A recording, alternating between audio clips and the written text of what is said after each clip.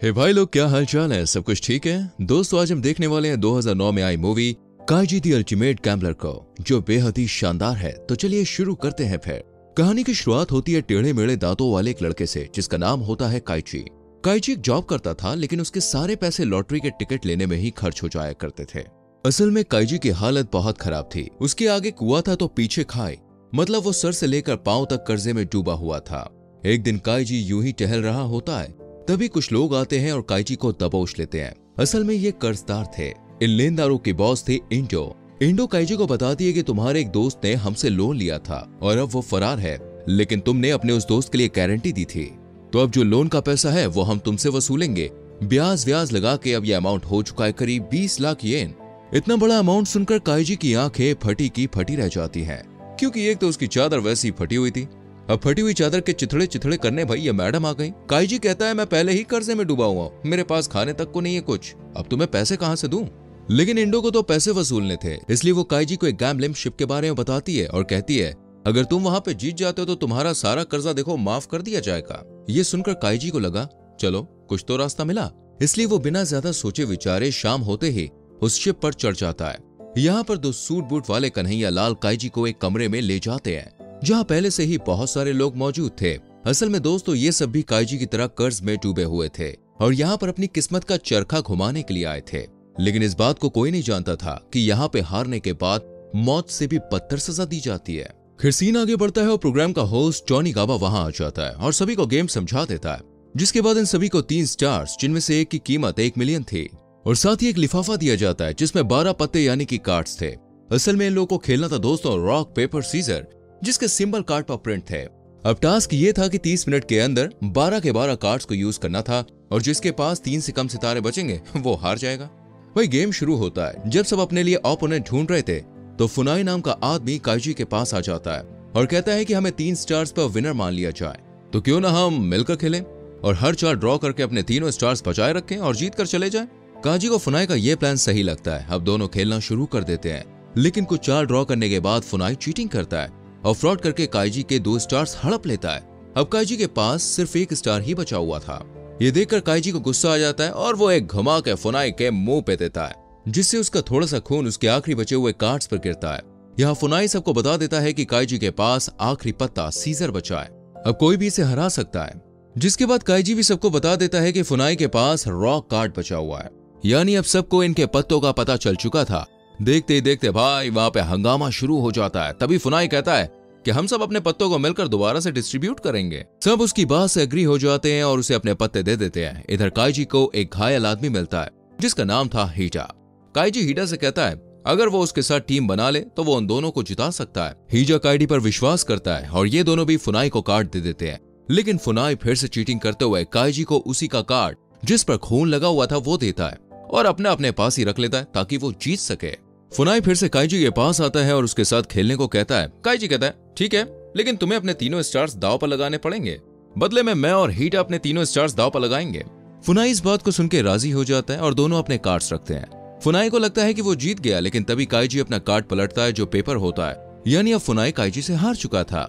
ऐसा इसलिए हुआ क्योंकि काइजी ने हीटा से अपना कार्ड बदल लिया था, क्योंकि वो जानता था कि फुनाई चीटिंग करता है। इसके बाद काइजी और हीटा जीत चुके थे, लेकिन हीटा देखता है कि उसकी जेब में एक और कार्ड रखा हुआ है, यानी वो हार चुका है। तभी सूट बूट वाले कन्हैया लाल हीटा को ले जाने लगते हैं, लेकिन काइजी को उसके लिए बुरा लगता है, इसलिए वो कहता है देखो भाई गेम साथ में खेला था, जीत साथ में ली थी, अब अगर तुम हारे हो तो ये हार भी हम साथ में झेलेंगे यार। मतलब वो भी हीटा के साथ उस अंधेरे वाले कमरे में चला जाता है। यहाँ पर सबसे पहले तो उनके हाथों में एक चीज पंच की जाती है, उसके बाद ऊपर कंपनी की सील लगा दी जाती है। इसके बाद काइजी और दूसरे लोगों को एक अंडरग्राउंड माइन में ले जाया जाता है, जहां अब ये लोग मजदूरी करने वाले थे। जी हाँ दोस्तों, हारने पर इन्हें यहाँ मजदूरी करनी थी, यानी कि फ्री के मजदूरों के लिए हुआ था पूरा गेम, समझ रहे हो? खैर हम आगे देखते हैं। यहाँ इन लोगों को दोस्तों मजदूरी करने के लिए दिन के 150 रुपए के हिसाब से महीने पर सैलरी दी जाती है, जिसे ये सब बियर में उड़ा देते हैं। या इनके साथ काफी बुरा सुलूक भी होता था। बीमार होने पर इलाज के लिए भी इन्हें अपनी जेब से पैसे देने होते थे, जबकि दोस्तों पैसे ये लोग सैलरी मिलने वाले दिन ही उड़ा दिया करते थे, क्योंकि सैलरी के दिन ही कैंटीन खुलती थी, तो ये सब शराब पीकर उन पैसों को खत्म कर देते थे। ये देखकर काइजी को समझ में आ चुका था चाहे वो पैसे बचाए या ना बचाए, यहाँ से जिंदा जाना उसके लिए पॉसिबल नहीं है, क्योंकि उन्हें यहाँ 14 साल तक रखा जाएगा।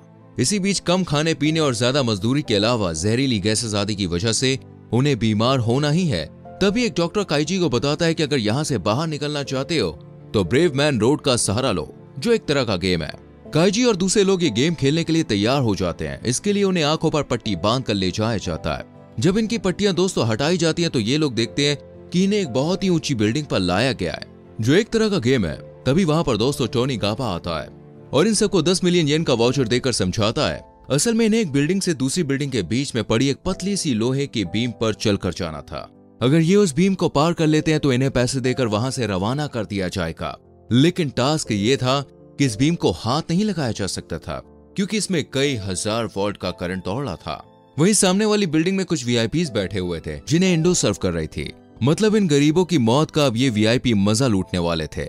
वैसे तो सभी का दिमाग सन्न था, लेकिन काइजी उन्हें हिम्मत देता है और वो इस बीम पर चलना शुरू कर देता है। तभी दोस्तों मौसम करवट बदलता है और तेज हवा चलने लगती है। मौसम की खस्ता हालत देखते ही एक शख्स डर के मारे अपना बैलेंस खो बैठता है और नीचे आ गिरता है। उसकी इतनी दर्दनाक मौत देखकर कई और लोग भी अपना बैलेंस खो देते हैं और नीचे गिर जाते हैं। वहीं एक आदमी तो उस बीम को पकड़ ही लेता है और करंट लगने से वो भी मर जाता है।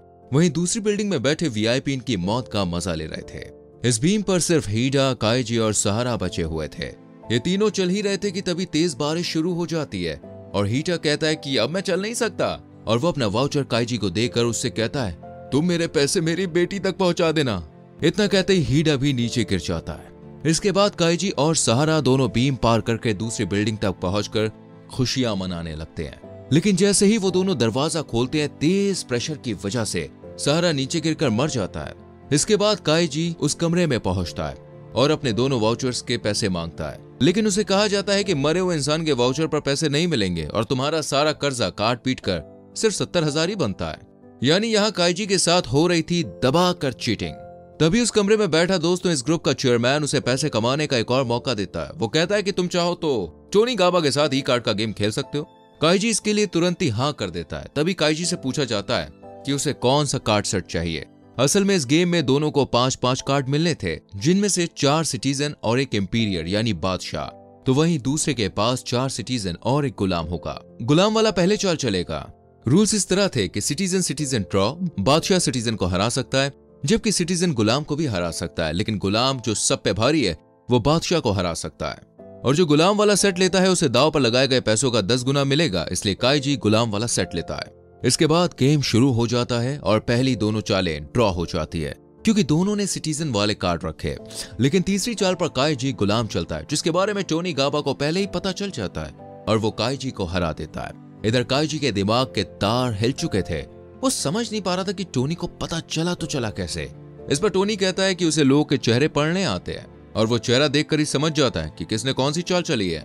इससे पहले कि काइजी को वापस उसी अंडरग्राउंड माइन में ले जाया जाता, चेयरमैन टोनी को जोर से अपनी छड़ी से मारता है और कहता है मजा नहीं आया। चेयरमैन तुरंत ही इंडो से काइजी को 4 मिलियन का लोन दिलवाता है और मैच दोबारा शुरू होता है, लेकिन दोबारा काइजी फिर से हारता है। अब जब सूट बूट वाले कन्हैया लाल दोबारा काइजी को उसी माइन में ले जाने लगते हैं तो काइजी सोचता है कि टोनी को आखिर पता कैसे चला। तब उसे समझ में आता है कि उसके कंधे पर एक चिप लगी हुई है और मैच के दौरान टोनी अपनी घड़ी में देख रहा था, यानी कि वो चिप उसकी घड़ी से कनेक्टेड थी और टोनी काइजी की हार्ट रेट देख रहा था, जो रिस्क लेने पर हाई हो जाती थी। अब काइजी समझ चुका था, इसलिए वो इंडो से कहता है कि वो उसे 50 मिलियन का लोन दे।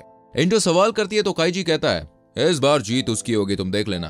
और फिर से मैच शुरू हो जाता है, लेकिन मैच शुरू होने से पहले काइजी अपना सर शीशे पर दे मारता है, जिससे उसका हार्ट रेट बढ़ जाता है। यानी अब टोनी गाबा चीटिंग नहीं कर सकता है। वो काइजी की टेबल पर एक गुलाम और एक सिटीजन का कार्ड रखता है और उन पर खून टपका देता है और उन्हें साफ करने की एक्टिंग करता है, लेकिन थोड़ा खून छोड़ देता है। वहीं टोनी को वो ये दिखाने की कोशिश करता है कि उसने गुलाम वाला कार्ड सिटीजन वाले से बदल लिया है। इस राउंड में पहली 3 चालें ड्रॉ हो जाती हैं। फिर दोस्तों काइजी खून लगा कार्ड आगे करता है और टोनी समझ जाता है कि ये गुलाम है, लेकिन वो कार्ड रखने से पहले सोचता है कि काइजी इतना भी बेवकूफ नहीं है। वो खून लगा सिटीजन वाला कार्ड पहले ही रख चुका है और उसने दूसरा कार्ड बदल दिया था। कुल मिलाकर टोनी काइजी की चाल समझ जाता है और बादशाह वाला कार्ड फेंक देता है। इसके चलते टोनी काइजी का मजाक बनाता है और उसे लूजर कहता है, लेकिन काइजी टेंशन में अपनी आंखें ऊपर उठाता है और काइजी के कार्ड पलटते ही धमाका हो जाता है। मतलब वो गुलाम वाला ही कार्ड था, जिस वजह से टोनी को मजदूरी करने के लिए जाना पड़ता है। असल में काइजी ने कभी कार्ड बदला ही नहीं था। इस तरह काइजी दाव पर लगाए गए पैसे से 10 गुना ज्यादा यानी कि 500 मिलियन उठाकर इंडो के साथ वहां से निकल जाता है और दोनों पार्टी करने लगते हैं। यहाँ काइजी ने इंडो को 300 मिलियन दिए थे, लेकिन जैसे ही काइजी बियर पीता है वो बेहोश हो जाता है, क्योंकि इंडो ने उसकी ड्रिंक में बेहोशी की दवा मिला दी थी। जब काइजी को होश आता है तो उसकी जेब में एक चिट्ठी रखी हुई होती है जिस पर लिखा था कि तुमने मुझसे जो कर्ज लिया था उसका हर 10 मिनट में 30% था। इस हिसाब से उसका सिर्फ 28 लाख निकलता है जो उसके लिए छोड़ दिया गया है। फिर सीन शिफ्ट हो जाता है हीडा की बेटी पर, जो एक गैम्बलिंग बार में काम करती थी।